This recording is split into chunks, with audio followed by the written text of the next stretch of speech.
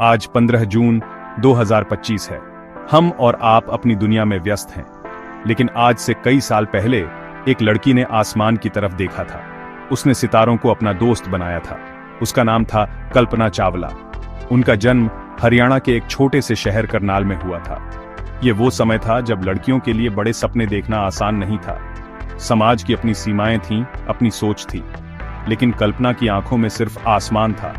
उन्हें हवाई जहाजों को उड़ते देखना बहुत अच्छा लगता था। वो घंटों तक आसमान को निहारती रहतीं और सोचतीं कि एक दिन वो भी इन सितारों के बीच होंगी। उनका यह सपना बस एक बच्चा का सपना नहीं था, यह उनकी जिंदगी का मकसद बनने वाला था।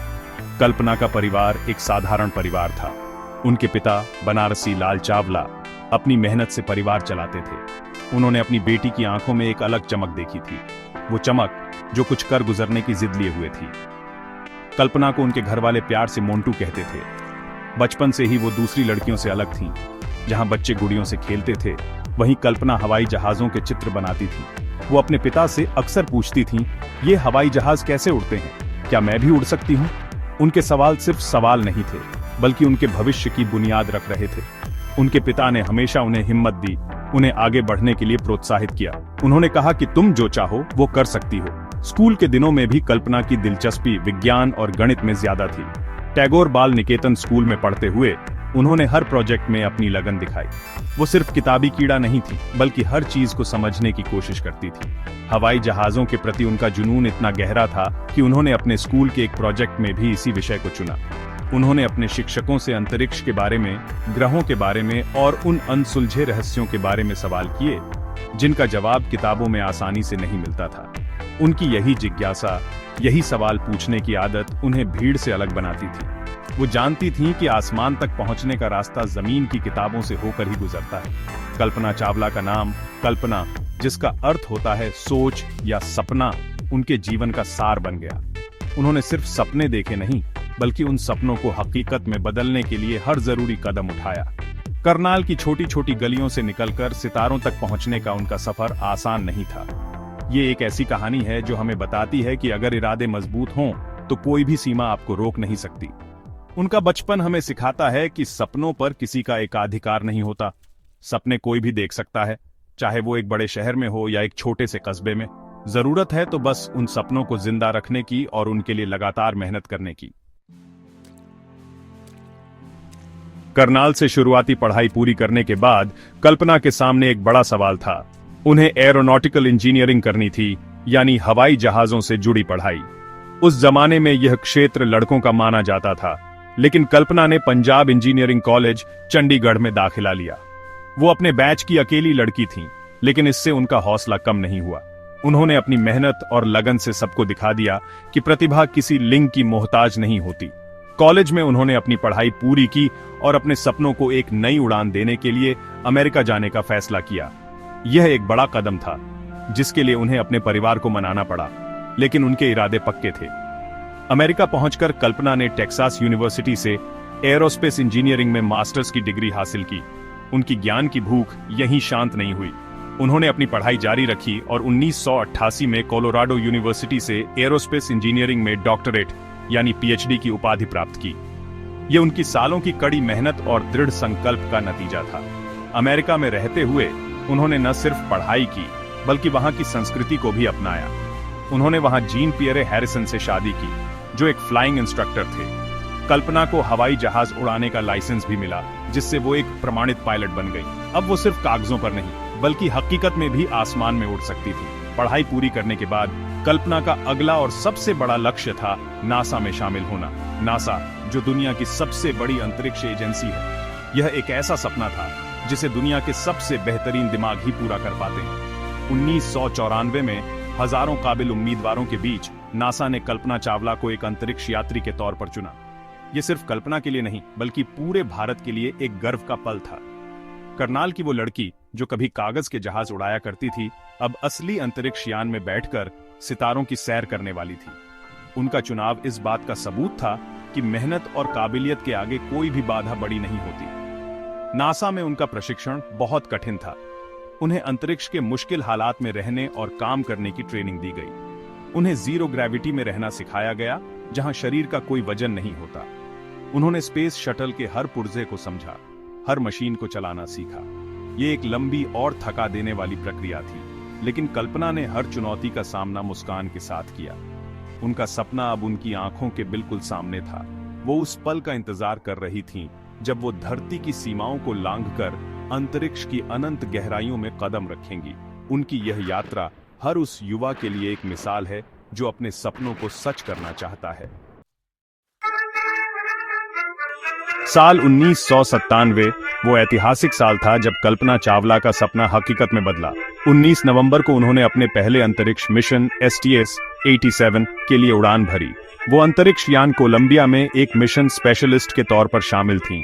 जैसे ही शटल ने धरती से उड़ान भरी, कल्पना चावला अंतरिक्ष में जाने वाली पहली भारतीय महिला बन गई। यह सिर्फ एक व्यक्तिगत उपलब्धि नहीं थी, बल्कि करोड़ों भारतीयों के सपनों की उड़ान थी। उन्होंने अंतरिक्ष से जब धरती को देखा तो कहा, आप जब सितारों और पूरे ब्रह्मांड को देखते हैं तो आपको महसूस होता है कि आप किसी एक जमीन के टुकड़े से नहीं, बल्कि सौर मंडल से हैं। उनकी यह बात उनकी सोच की गहराई को दिखाती है। अपने पहले मिशन के दौरान कल्पना ने अंतरिक्ष में 15 दिन और 16 घंटे से ज्यादा का समय बिताया।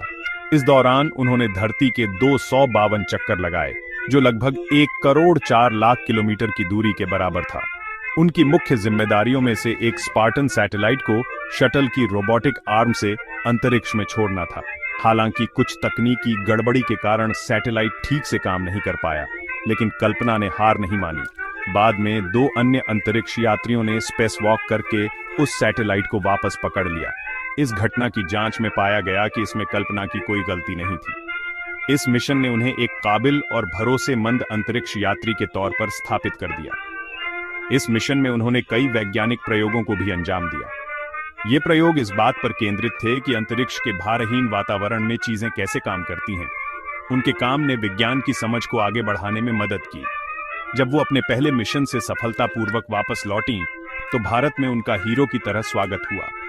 वो देश के युवाओं, खासकर लड़कियों के लिए एक जीती जागती प्रेरणा बन चुकी थी।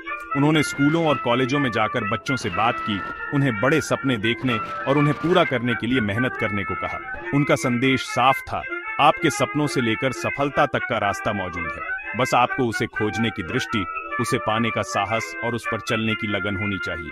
उनकी पहली यात्रा की सफलता ने नासा का उन पर भरोसा और भी बढ़ा दिया। उन्हें अंतरिक्ष यात्रियों के कार्यालय में तकनीकी पदों पर काम करने की जिम्मेदारी दी गई। उनके काम की गुणवत्ता और लगन को देखते हुए साल 2001 में उन्हें उनके दूसरे अंतरिक्ष मिशन के लिए चुना गया। ये मिशन था STS-107 और एक बार फिर उन्हें कोलंबिया शटल में ही उड़ान भरनी थी। कल्पना इस दूसरे मौके को लेकर बहुत उत्साहित थी। उन्हें नहीं पता था कि यह सफर उनका आखिरी सफर साबित होगा, लेकिन उनकी पहली यात्रा की उपलब्धियां आज भी इतिहास के पन्नों में सुनहरे अक्षरों में दर्ज हैं, जो हमें हमेशा प्रेरणा देती रहेंगी। 16 जनवरी 2003 को कल्पना चावला ने अपने दूसरे मिशन STS-107 पर उड़ान भरी। उनके साथ 6 और अंतरिक्ष यात्री थे। यह 16 दिनों का एक वैज्ञानिक मिशन था, जिसमें 80 से ज्यादा प्रयोग किए जाने थे। सब कुछ योजना के मुताबिक चल रहा था। कल्पना और उनकी टीम ने अंतरिक्ष में अपना काम सफलतापूर्वक पूरा किया। अब वापसी का समय था। 1 फरवरी 2003 को कोलंबिया शटल ने धरती के वायुमंडल में प्रवेश करना शुरू किया। पूरी दुनिया, खासकर भारत और अमेरिका, बेसब्री से इन अंतरिक्ष यात्रियों के लौटने का इंतजार कर रहे थे, लेकिन होनी को कुछ और ही मंजूर था। धरती पर उतरने से महज 16 मिनट पहले नासा का शटल से संपर्क टूट गया। कुछ ही देर में यह दुखद खबर आई कि कोलंबिया शटल टेक्सास के ऊपर आसमान में टूटकर बिखर गया है। इस हादसे में कल्पना चावला समेत सभी 7 अंतरिक्ष यात्री मारे गए। यह खबर सुनते ही पूरी दुनिया में शोक की लहर दौड़ गई। करनाल की जिस बेटी पर पूरा देश नाज कर रहा था, वो सितारों में ही खो गई थी। यह न सिर्फ नासा के लिए, बल्कि पूरी मानवता के लिए एक बहुत बड़ा नुकसान था। एक सपना जो इतनी मेहनत से सच हुआ था, एक पल में बिखर गया।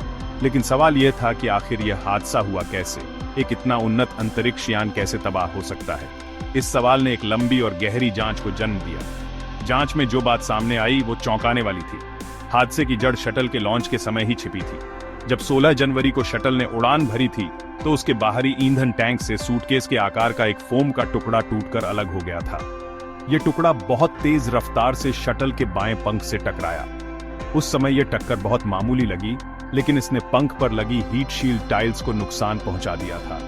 ये टाइल्स शटल को तब बचाती हैं जब वो हजारों डिग्री सेल्सियस के तापमान पर वायुमंडल में दोबारा प्रवेश करता है। इस छोटे से नुकसान की वजह से पंख में एक छेद हो गया था, जिसके बारे में किसी को पता नहीं चला।